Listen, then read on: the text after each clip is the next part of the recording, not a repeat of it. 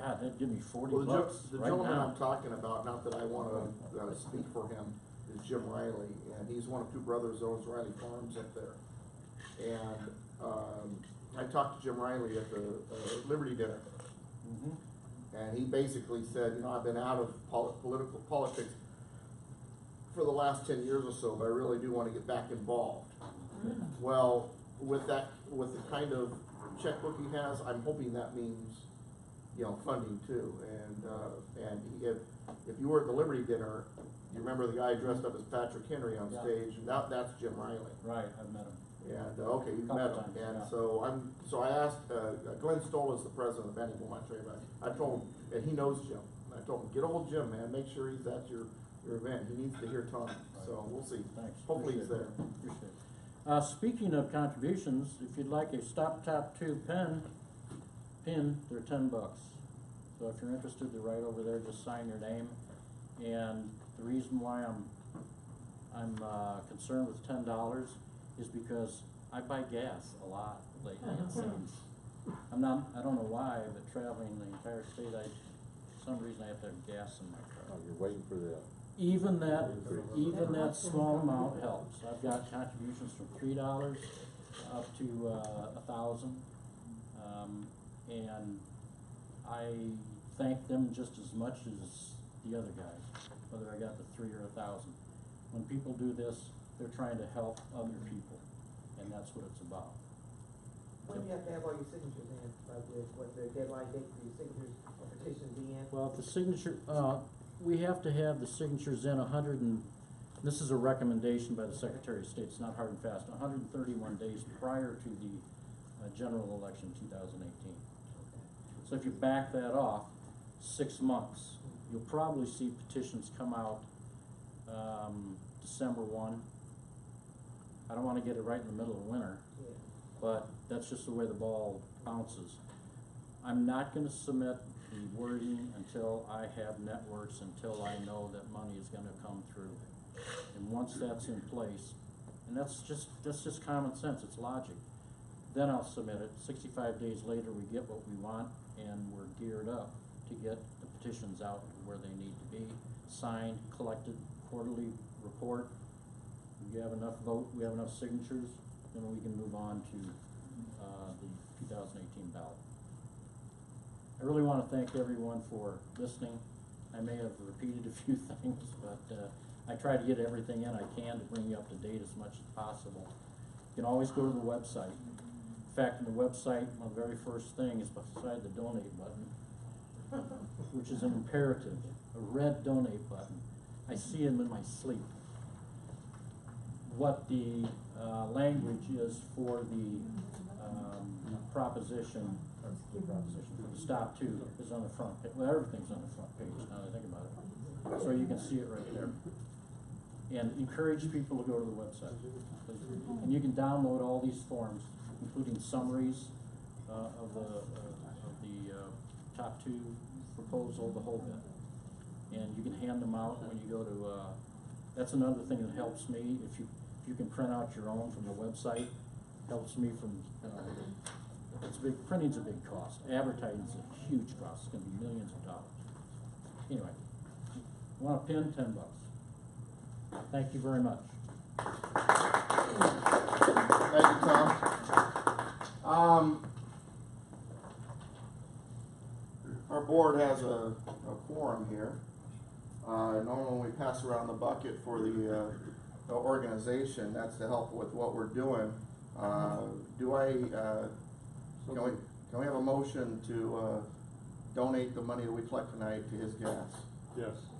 Do I have a second? Second. All in favor? Aye. Aye. Any opposed?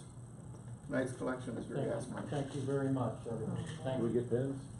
You know what? So now they're really going to give. Take a pin. Just take one, all right? I've got a bunch of them. All right.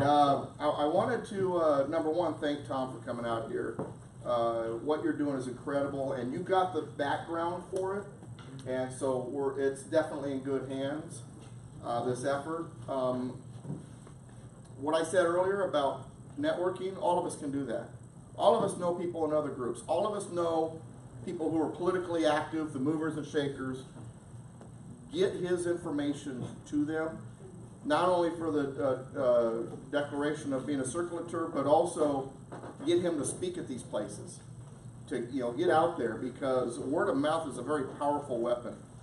While the bucket's passing around, thank you, George, for grabbing it. I wanted to read you something. I want to tell you a little story behind it first. We have the big press conference on Tuesday, and Bishop Ron Allen calls me up and he says, Doug, they're going to have me on the radio, and they said they're going to ask me about something about Constitution and God, and how the two have something to do with each other, and I don't know what to say. Do you have something for me? Now, let me back up for a second. Bishop Ron Allen pastors a church in Sacramento, California. He is the president of an organization called the International Faith-Based Coalition. He's been conservative in his thinking because he's a Christian his entire life, but the first time he ever voted right of center in his entire life was last November, and he voted for President Trump. And I asked him, I said, what brought you to the conclusion to do that? And he said, I realized I've been voting against my whole interest my whole life. I just realized I had been voting against my own interests my whole life. Then I was talking to my friend Paul the other day, and Paul says, and I mentioned the story, and Paul says, yeah, he won't tell you who was convinced him. It was me. I met him, and we just got talking, and I just started asking questions. Well, where do you stand on this? And I said, do you realize that every single answer you gave me is not how you're voting? You're pro-life, you're pro-family, you're pro-traditional marriage. Just went through the whole, you believe in stronger sentencing for criminals. Just the whole. He says not even one answer was for how you're voting. So now what that tells me is Bishop Allen is a baby when it comes to the Constitution, because as a black man black child growing up in the inner city, he has a very interesting story as well. He was taught that the Constitution was an oppressive document. So he's a baby in these ideas. And he's like a sponge. Every time I talk to him, he just sucks in the information. So he says, give me a story that I can tell. And I told him the story, and after I was done, he says, oh my gosh, I had never heard anything like that before. What a blessing. That's true? I said, yeah, it's true. So, can you write it down so I can just read it on the radio? I said, sure. So I'm going to read you what I wrote. The Constitutional Convention was held during the summer of 1787 in Philadelphia, Pennsylvania. During the first 4 to 5 weeks, very little was accomplished because of the bickering between the delegates over the issues of the day and how those issues needed to be addressed on the pages of the new Constitution. During the fighting, Benjamin Franklin, the elder statesman, I always say he was 71, it turns out he was 81. I always get his age messed up. At age 81, listened intently, but did not say a word. Then, when the time came, he said, something is missing. The room quieted as he adjusted his round-rimmed glasses. We were on our knees during the Revolutionary War, and only through his favor can we account for the victory. Have we now forgotten that powerful friend? Or do we imagine that we no longer need his assistance? Now, during this critical time in history, should we not consult the Father of Lights to illuminate our understandings? Benjamin Franklin was not known to be a religious man. He admitted that in his younger years, he did not give much thought to the credence of the existence of God. But as he had grown older, his observations were telling him otherwise. To explain this, Franklin said, I have lived, sir, a long time, and the longer I live, the more convincing proofs I see of this truth, that God governs in the affairs of men.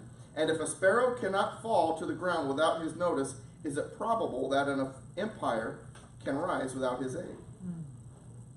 Without God, he assured his fellow delegates, we labor in vain.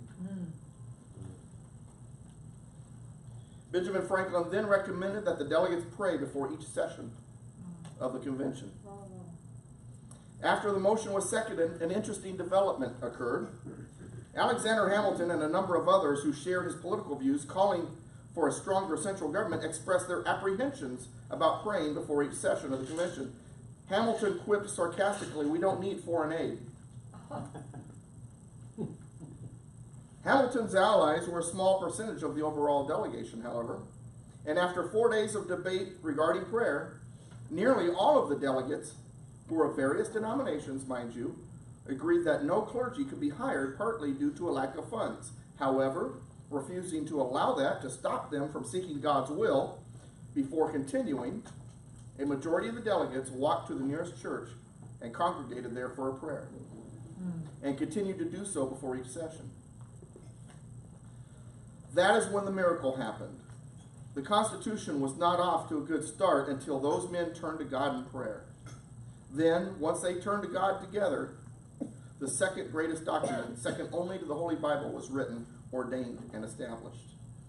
Later, during America's journey, based on Franklin's request, the tradition of prayer before each session of Congress was initiated and has been in place ever since. In the opinion of a majority of the founders, a firm reliance on the protection of divine providence was an important key to the success of America, and it continues to be an integral part in maintaining the essence of liberty. That's what baby constitutionalist Bishop Allen read on the radio program last night. Great. And he sent me an email and he said, "Oh gosh, Doug," he says, "I almost cried while telling it." That's exciting. Good for him. Very good. Now, that said, one wonders sometimes what kind of an impact we have. Then we see something like that, we go, "Man, what an impact. That's awesome." Gets you excited. Well, Tom Palzer has got this great thing that he's doing too. We can make an impact as a group and as individuals. We can circulate those petitions once they're out. And right now, do what we can to help him find some funding sources and get the word out, because word of mouth is a powerful thing. All of us know people. And we don't know the exact same people. Some of us we share as friends, but we have all these other people we know, different groups, and then those people tell other people. Before you know it, this thing is blanketing California so thick that the enemy has no place to run. Yes, sir. $83. Thank you very much. Everyone, I appreciate it. And if you bought a pen and you want your money back, good, I give them all away. I'd be happy to give your money back. Thank you so much. Really appreciate it. Well, thank you for the effort that you're doing, and thank you very much. Please give him another hand. And, you know, kind of based on what I just read, meeting you at El Segundo was no accident. I feel the same way. I believe that God's hand is on a lot of what we do. My wife and I, over the last year and a half, 2 years, running for election, things just sort of fell in place. I didn't win. The things that I needed at the time fell in place. $83 fell in place. So that just doesn't, you know, you don't deserve it, but somehow you get it. And I appreciate it very much. Don't I know it? You and I don't I know it? I'm very blessed. Most of the folks in here are regulars and the movers and shakers and the leadership of this organization. There's a lot of folks that aren't here, and that's okay. But we're going to get you out. But see, the movers and shakers are here. You got the people who take care of petitions in here. You got the people who believe in the Constitution and are willing to do more than just have dinner for the Constitution. So I'm glad you were here, and I'm glad they got a chance to hear you. Yes, sir. Thank you. I would respectfully move that our secretary record that $83 was contributed and turned over to Tom. Mr. Secretary, did you hear that? No. I'll provide the receipt. I'll say it again. I respectfully move that you record the fact that $83 in contributions tonight were in fact received and turned over to Tom. Yeah. That said, also, thanks to our 501c3 status, I have sent out a whole bunch of emails of people who are interested in becoming regular donors of this organization. I'll let you know how those responses go. Anything else? No everybody? responses yet? Well, you know, just send it out, you know, come on. I've only checked my email twice since then. By the way, for those of you who, real quick, I wanted to put this out there too. How many of you guys try to listen to the radio show? All right, that's a bit more hands than usual. It means I'm getting more listeners. All 4 of you. Today's episode was really good, but next Saturday, I would love to see you guys participate because I'm gonna be broadcasting live from the Sons of Liberty Ale Works in Norco. It's their 5th anniversary. I know the owner. In fact, John L. Hancock, you know John Hancock? Yeah. I met him at Sons of Liberty. Sons of Liberty Ale Works, they have homemade beer, but they also have homemade root beer if you're not a beer drinker.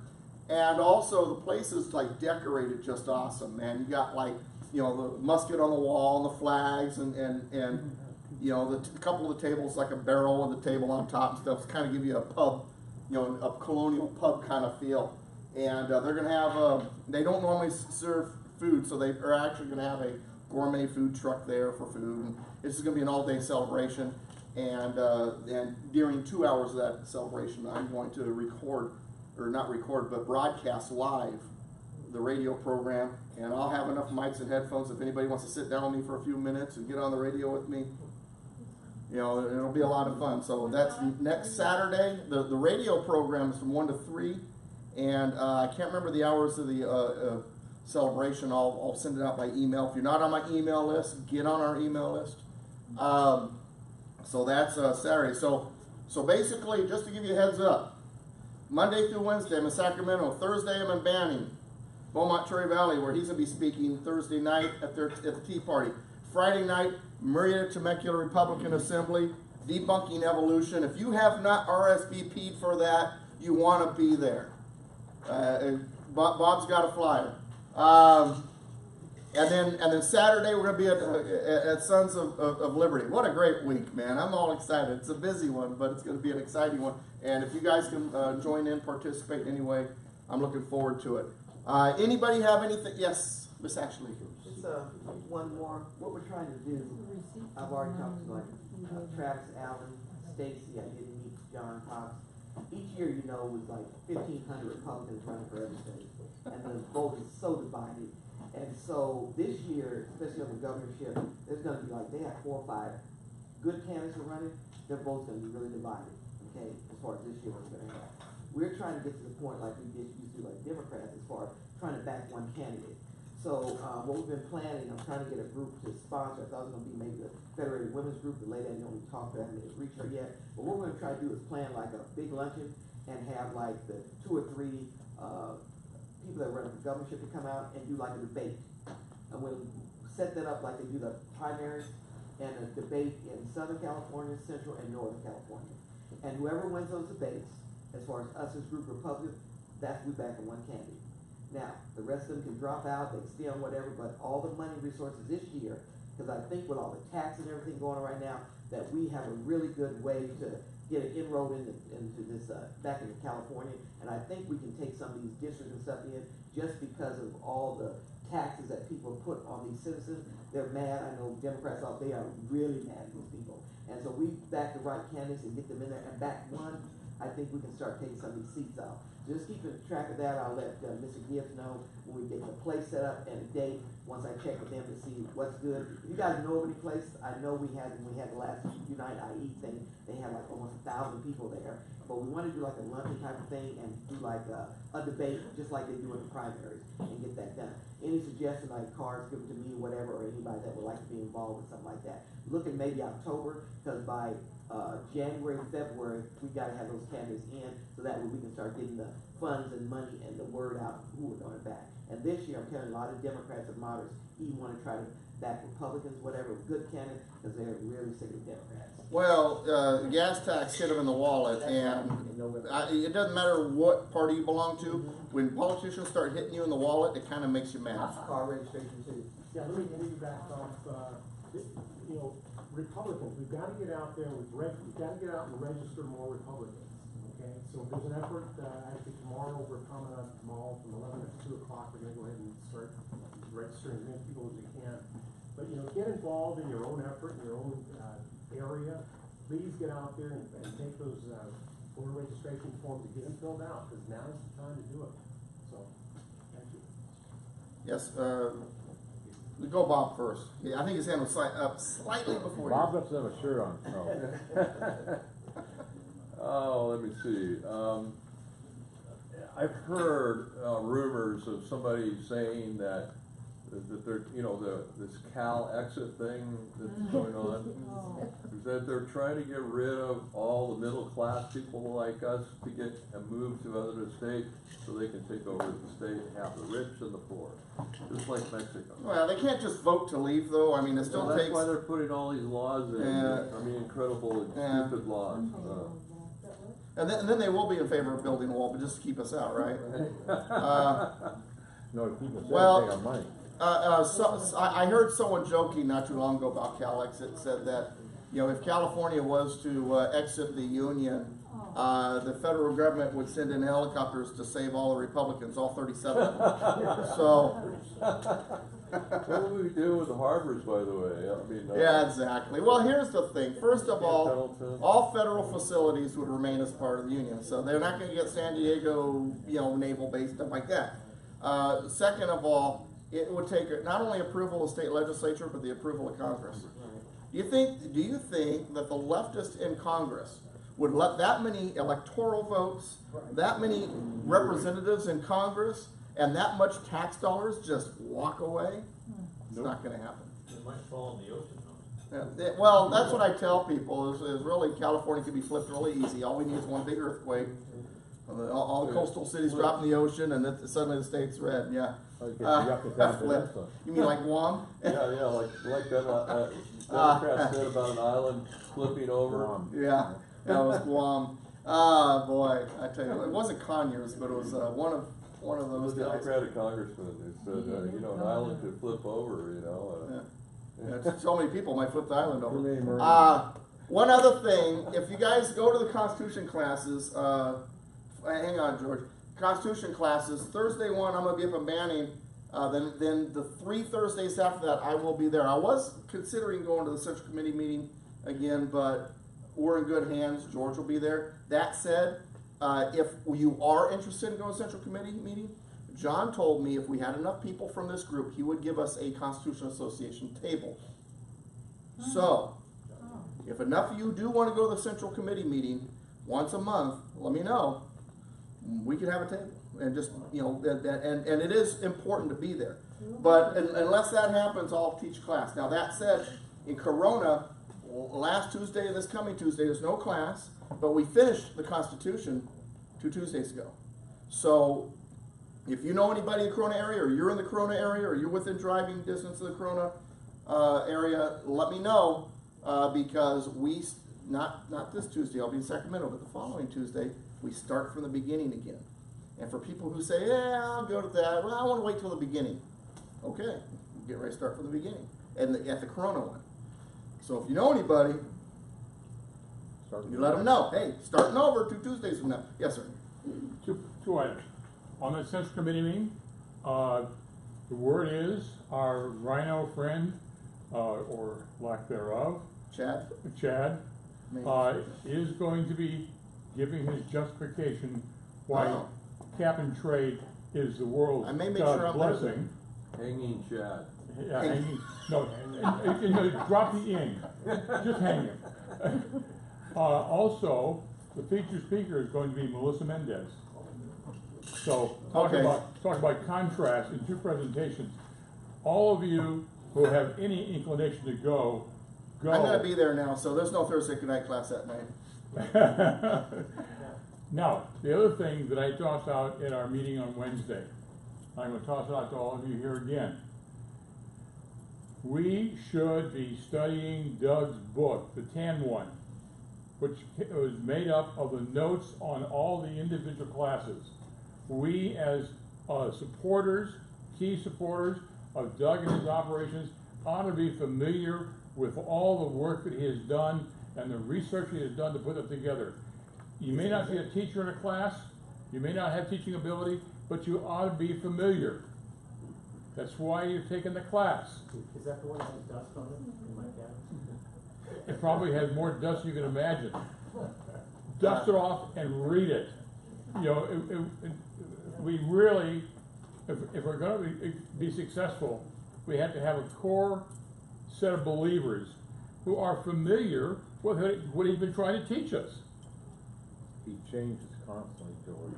No, the beauty of that is it doesn't change because he's teaching what the founding fathers said. That's It Thurs- should be, that's and Thursday that night doesn't class. change. Oh, stop Anyway, it. for Sunday. I'm gonna. Did you ever get a roller across knuckles when you were a kid, Ed? Yeah, because it's coming real close right now. That's why I'm doing the second time too, so I can hold it accountable. Yeah, there you Good go. luck with Yeah, that. make sure it was the same. Well, there's a gentleman by the name of Dennis Jackson in the Corona class, and he takes these incredible notes. So trust me, you'll have something to compare to. That reminds me, I'm glad you brought up books because the one I've been working on, A Promise of American Liberty, is complete. It's going through proofreading right now. So the next few weeks, my next book should be available. This one is also going to serve as essentially the textbook for what we're doing, National Congress of Racial Equality.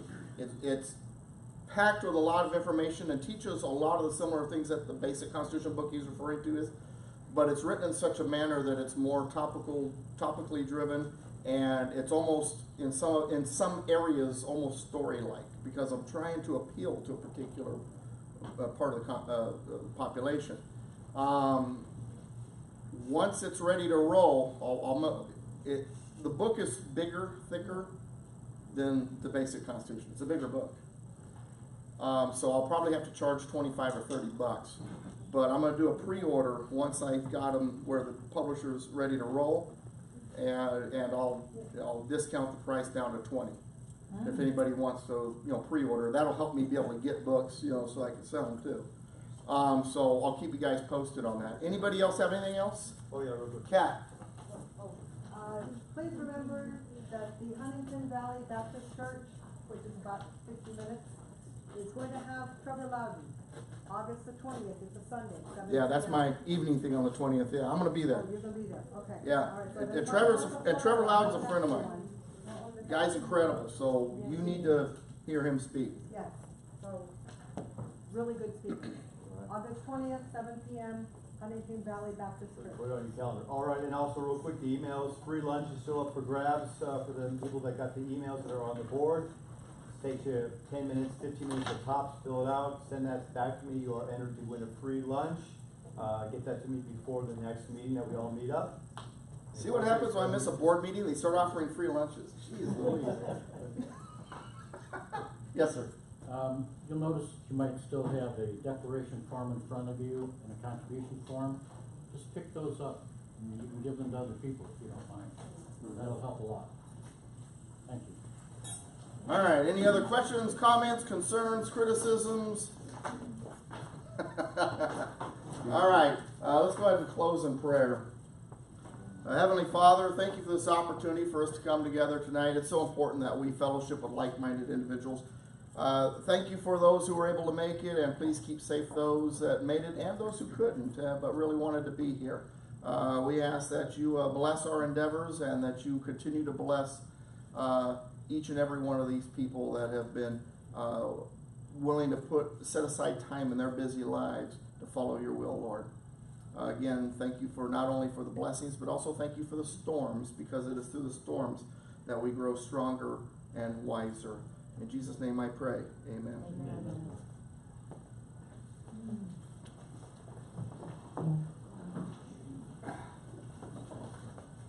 You're gonna pay for our food. Members, membership form? Yeah. he No, told me. not.